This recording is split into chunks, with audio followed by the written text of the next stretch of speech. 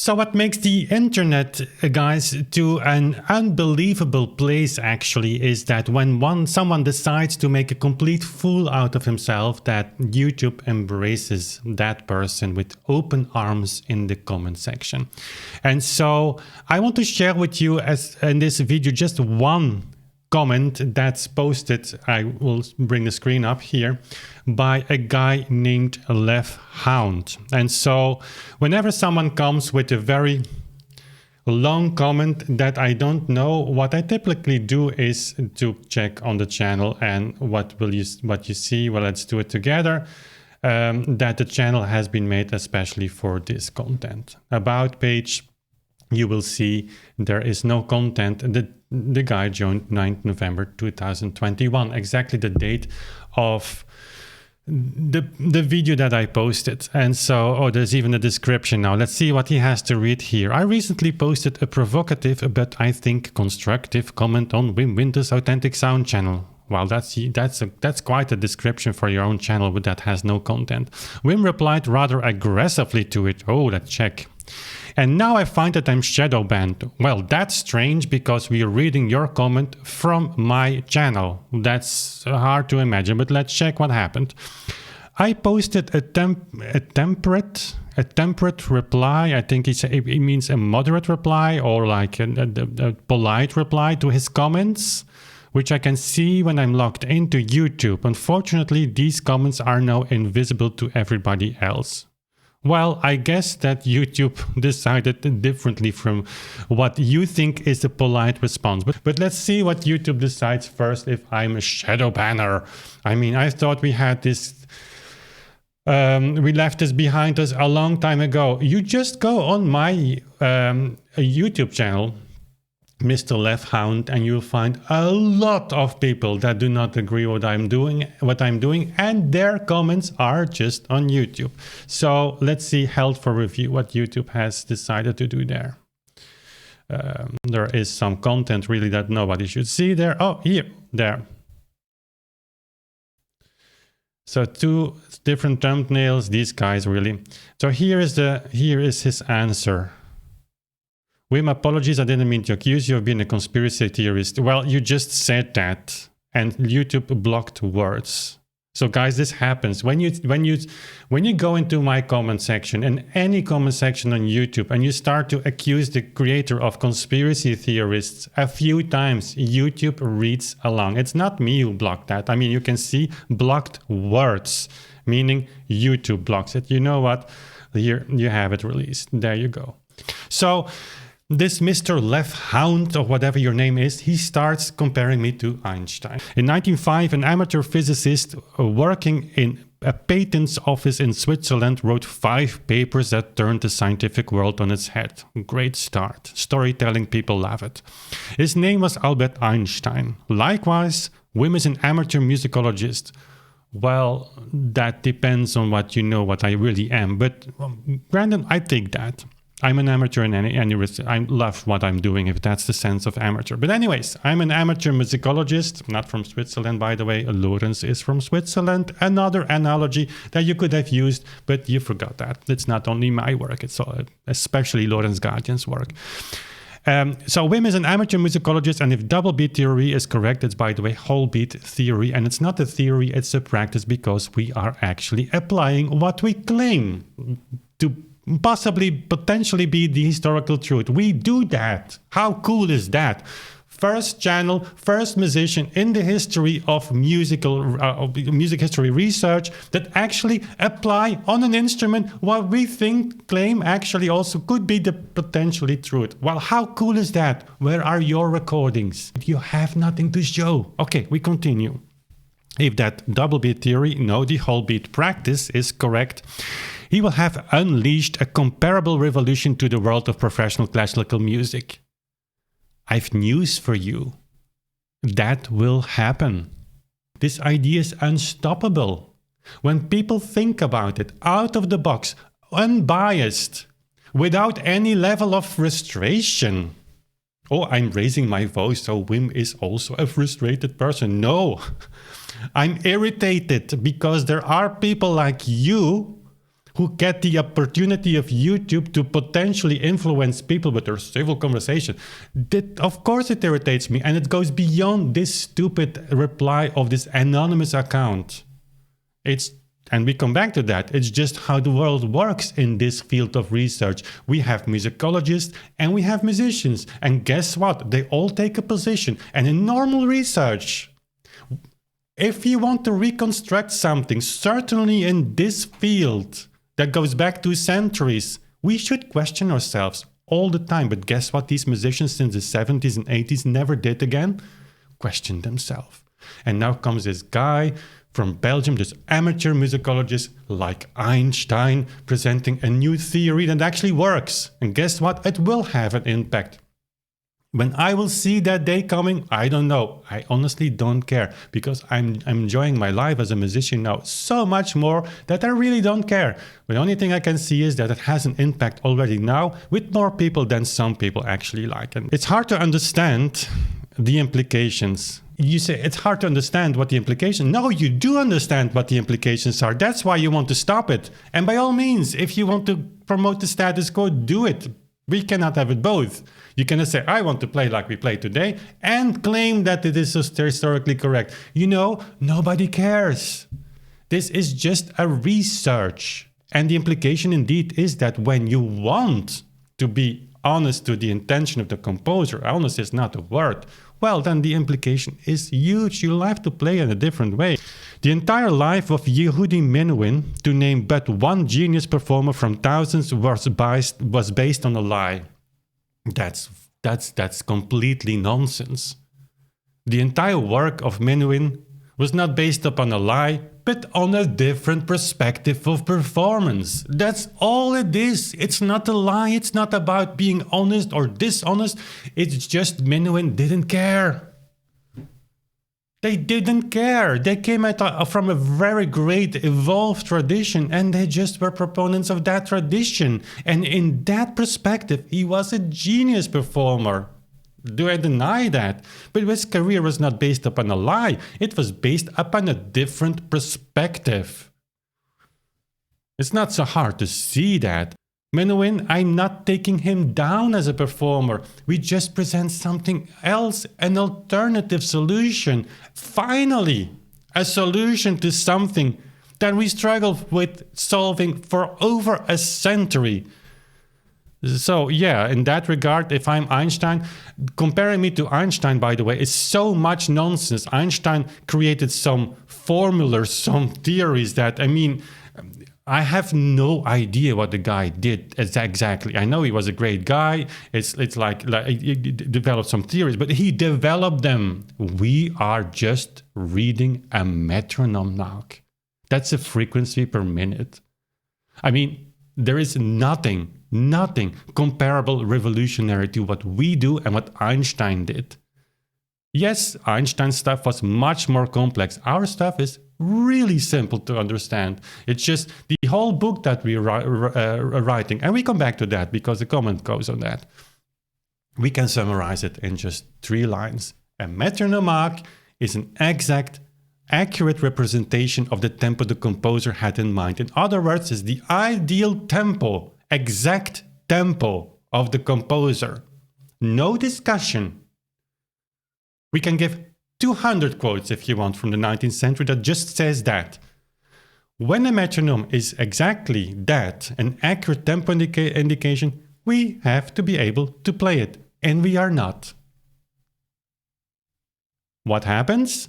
You have 2 ways to read the metronome: in single beat, modern reading, where every tick is just representing the note value, or you have the older version of reading like a pendulum, the metronome, like still physicians do today.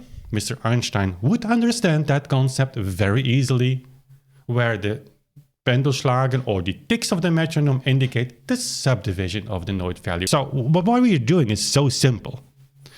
So yeah, the implications will be enormous. So Wim will find himself on the cover of Newsweek at the very least. Yes, if that would happen, it would not be your best day. And you know what? It could very well happen, but I don't care. However, there we go. Einstein did something that Wim has not. Well, he did a lot of things that I will never have done. He published all his papers in the Annalen der Physik, a professional journal of his peers. This is why his ideas were taken seriously, even though some were hotly disputed. In that we are alike, Einstein and I. Why hasn't Wim published in a peer-reviewed journal? To my knowledge, he has not even submitted a single paper. We hear he has written a 750-page book. Great. No, we wrote Lorenz Guardian together with me. All about 325 pages, and we have to do our best to, the book will be much thicker and larger, but it will be unreadably thick. So why does it need to be that large and that big? Because we have to close all back doors. And not only that, we have to educate people. They don't know even anymore, even musicologists, what an alla breve is. It's doubling the tempo. So Wim's theory cannot be correct because here Schubert indicates an alla breve. So we have to play in double tempo, even though the music contains 16th notes and so forth. So we have to educate people in the book about all of that. This is the path of conspiracy theorists. This is a great turn of your story. I love it. I really can admire this. You come from Einstein, you give me all the stage, and I'm like proud. Actually, I'm not. I don't care. I think the comparison is just ludicrous. It's like nonsense. There's nothing between Einstein and me. He was a genius. I'm just an open-minded musician, nothing more. And when you would be too, you would see the logic immediately. But I decided not to go into the peer-reviewed publications. And because of that, I doubt the system. And when you doubt the system, you think they're all colluding with each other. And so you're conspiracy theorists. And a sign that he doesn't really believe it himself. Oh, well, that's why the last 5 years of my life, I dedicate like 60% of my time to this project, because I don't believe in it. And I want to be on the cover of Newsweek. But yeah, that's why I'm doing all this work. That's why I built this studio. That's why I'm talking to you. That's why I do all these efforts, because I don't believe it myself. Who is the conspiracy theorists in this? Come on. If you think that's what we are doing, then all of this is fake, then you're the conspiracy theorist. I don't know anyone. Maybe you do, that devotes 60% and even more of his time to something he doesn't believe. Anyways, that's not something in my world. Despite the modest fan club he has amassed on YouTube, the modest fan club. Oh, we have only 40,000 subscribers, and we are actually building now our channel again a little bit, because guess what? I had not enough time because I was writing, the book that I don't believe in. Go on YouTube and classical music. And I'm not saying we have the largest channel. We are by far not the smallest as well. We are in classical music, which is a niche audience, in that we are just niching down to the historically informed performance practice. The clavichord, how many people play the clavichord? So there is a subdivision in a sub-niche, and of that part, we are actually focusing to people with an open mind, which is very rare in the historically informed performance practice section. And even if they want to be open-minded, they have to get the chance to be it in real life, because that's another thing. So if you consider that 40,000 subscribers, 100,000 views a month, we have been at 360,000 views a month. Well, that's not too bad. So the modest fan club are actually people who care about finding the historical truth, and partly find also some interest in the things that I'm saying and sharing with them. Either it be here at the computer with this microphone, or at the keyboard, at the clavichord or the piano. So I don't even take this personally. This is nothing. But if you read this, Wim, I'm more than happy to put you in touch with my context at Oxford University Press. Oh boy. We are talking to a very important person that just created an anonymous account, and he has so much interesting things to do in his life, so much meaningful things in his life, that now that we checked the channel, that in his description box, the only value that he can add there in the about page is his comment to me that he just left on my channel. If you have that much time to do all of this, and you think it's so important that I read your message, you get even a full video now. Do you really believe that I think you have contacts with people of Oxford who I can assure you would be only too happy to publish something that will do for classical music what Einstein did for classical physics? The only caveat is that you would have to be peer-reviewed, but if your theories are correct, then there's nothing to worry about. Well, I have news for you. It's, again, not a theory. It's a practice. And let's read also my ad hominem attack. And that's all if you've got as an argument, as a counter-argument. Wim is similar to Einstein, but actually just a conspiracy theorist because he decides not to get published in a peer-review magazine. Well, I'll make a video about peer-review publications and you're not gonna like it. And we're going to do that, by the way, because there is more happening behind the scenes than you might imagine.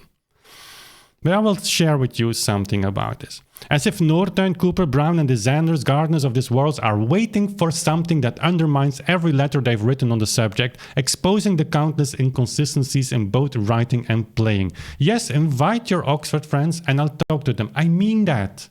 Send them to me. Let Norton call me. I will answer the phone. Let them invite me to have a debate. I will go there. On my own costs, they don't have to pay me. I will do it. But they never will. And you know why. Tomorrow if they will, but in front of a piano with a metronome at hand and a selection of 100 scores, plus an audience that I promise will enjoy the event, because that will happen. They will enjoy the event. As I can say, Cambridge, Oxford will feel embarrassed about the part of their famous institutes dealing with temporary research. This is no attack. I'm serious, that's serious. If Oxford, Cambridge would know, would realize what kind of publications they allow from Brown, Norton, all the others. If you accuse me of being a conspiracy theorist, I have to say what I might be is it's just believing that it is a real conspiracy. A very small one, in this sense that in this part of musicology, and mark my words, there is an agreement, maybe a silent agreement, to either not talk about the problem at all, or, in the case of Norton and others, when you talk about metronome marks, pretend there is no problem at all. And so whenever someone comes that say, hey, actually there is a problem, go to the side of the musicians, just practice a little bit more. Go to the part of the musicologists, we don't care. We only put a theory there. But there is no merging together. Nobody applies what these theorists, what the musicologists actually write. But the musicians use their publications to say to people like us, or to people that want to go in another direction, hey, but they're writing like that. You haven't been peer-reviewed like them. I can say to you, it's not hard to see. And we will not go in the book that far, but I can say it right now. And I mean, if you accuse me of a conspiracy theorist, and I say it's a real conspiracy, it's not so hard to see. When Norton got his doctoral degree, who was on the board? Mr. Brown. Who is writing these fancy introductions now to the Berenreiter or other big publishing houses introductions? Mr. Brown. Who is he referring to explain the unexplainable metronome marks? To Norton's thesis that he just approved, while Norton's thesis is full of inconsistencies. It's full of parts where you can just not get your head around the fact that that board on that level didn't ask him some follow-up questions. And you know what? I'm not accusing him, because he's just a little puppet in the whole cycle. And if you don't see that once this doctoral thesis is published, that the board, the jury members of the board needed that, because they cannot explain any longer what needs to be explained. If you don't see that, then you're not a conspiracy theorist, you're just blind. And those are normal things in normal life. Do you really think that all people on this planet are just like clapping in their hands when they see each other and embrace each other and it's all like kumbaya and we are all in this together? It doesn't work like that. I've made videos recently where I say like Pavojärvi or others, and I will continue doing that because it's pretty interesting stuff to see how are people explaining their view on metronome marks. 50 years ago, Brandolini could go out and say, Metronome marks, Beethoven, Schumann, really, it's all bullshit. Again, demonetizing of my video. But it's basically what I said. Tempoli, still so famous today. On George Smart, he starts his article with saying like, none of these marks make any sense. Peter Stadlen, the greatest conspiracy theorist, because he believed that Beethoven's metronome was broken and by extension all the metronomes of the 19th century. Well, that's a conspiracy theory. By the way, I will share some information about that. We are almost 30 minutes in this video. It's unbelievable. Just one comment. But it's important that you know that. It's important that it is a real conspiracy. When Brown, all these Barry Cooper, all these influential people today on that stage of musicology, they are presented as the first generation with the metronome marks to be taken seriously. They cannot escape them anymore. They cannot say, listen, I don't care, whatever. Because musicians start to think for themselves. Great. And what's their answer? Read those introductions.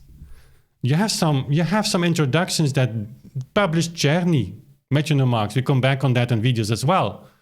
At the same time saying, yeah, this metronome mark by Czerny is way too fast. It doesn't make sense. All the others, well, they're fast, much faster than people are playing today. But yeah, I mean, they have no answer. They are on the edge of what they can do. And there comes Norton with the doctoral thesis on Beethoven's tempo indication, full of inconsistencies. And in the board are people that need something to refer to. And then Brown can refer to Norton without really going deep.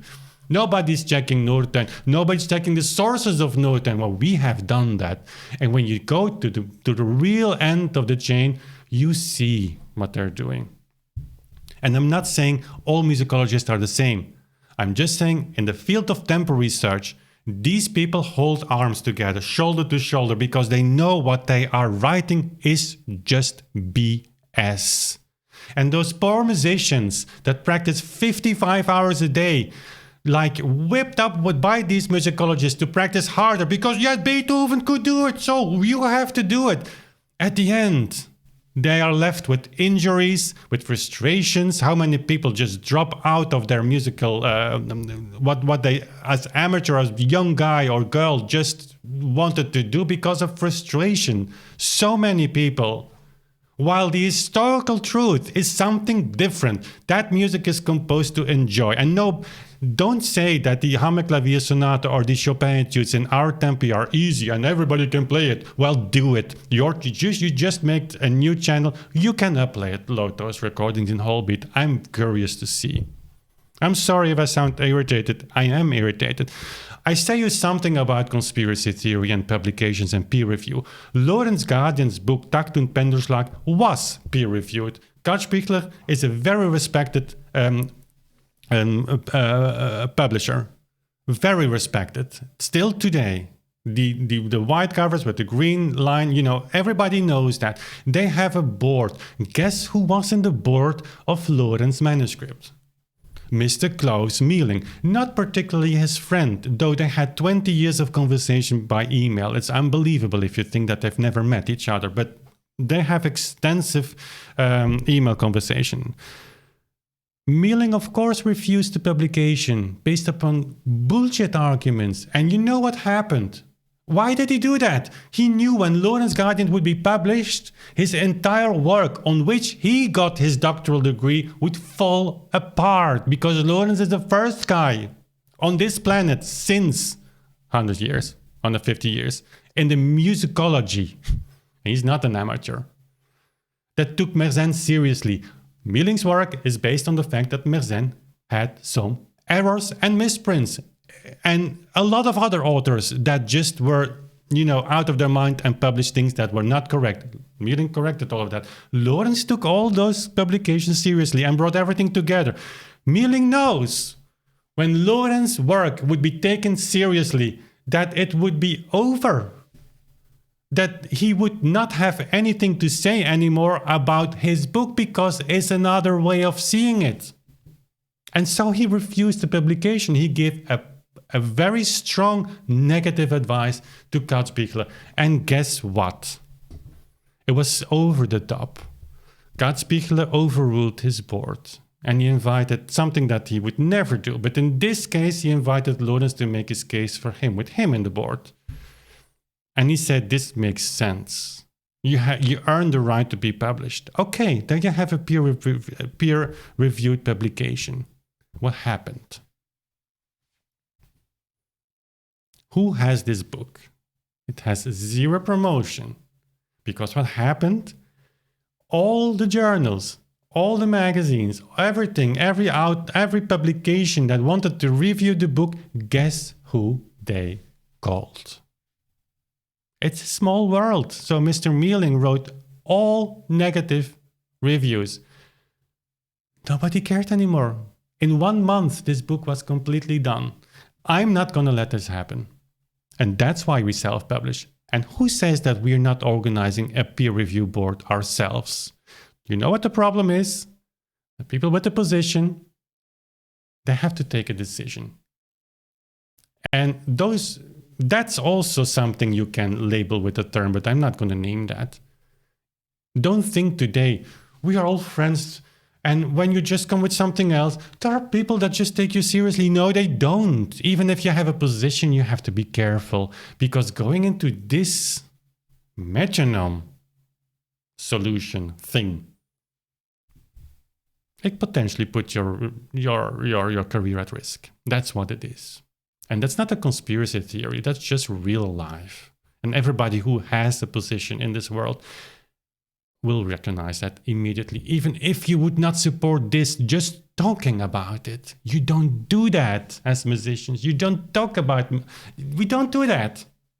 And so that's the reason why we've decided to self-publish. And you can come back in a few years when we don't succeed. It's just me here with Lawrence, Alberto, and a few other people. We're climbing a huge mountain. I know that, but we will try. And with this moderate YouTube viewers, these people that I really, really care about a lot, there is even a chance that we will be able to do that. And when this book becomes like well spread, well read, there is no return. Why? Because the idea is so simple. You take a metronome, and exactly as we still teach our kids, a quarter note is 1 and 2. And that's it. All metronome marks work, all make sense, all are in line with the tempo ordinario, all are in line suddenly with the early pianos, with the notation, with everything. I'm sorry for the people who want to sit on their knees every day to talk to God Liszt or God Chopin or God Beethoven. Well, they will be disillusioned because we are going to kill that idea. They were just humans, geniuses in what they did. But as a player, probably great players, but not gods that just would overpower us. And that's something we have to correct. And if I have to say sorry for that, I will not. That's the life of an adult. You should learn to think for yourself. Okay. This was a really long video. I'm not sorry for that. I think this is really necessary that we sometimes do that. I will also take some other comments from time to time and just rip them apart, because it's some people are just screaming for that, and I think it's clarifying your mind as well. But I promise that I will try to do that in like 5 minutes or 8 minutes instead of 36 minutes. Okay, guys, if you're still here, thank you for watching. Learn to think for yourself, be critical, assess every sentence of someone like this, of this nature, and if you have questions, put them in the comment box. I cannot promise that I read everything, but these follow-up videos, we can make that. And if you really want to talk to me, there is a Patreon community. We have monthly hangouts where every topic can be discussed. Okay, thanks for watching. See you soon again. Bye.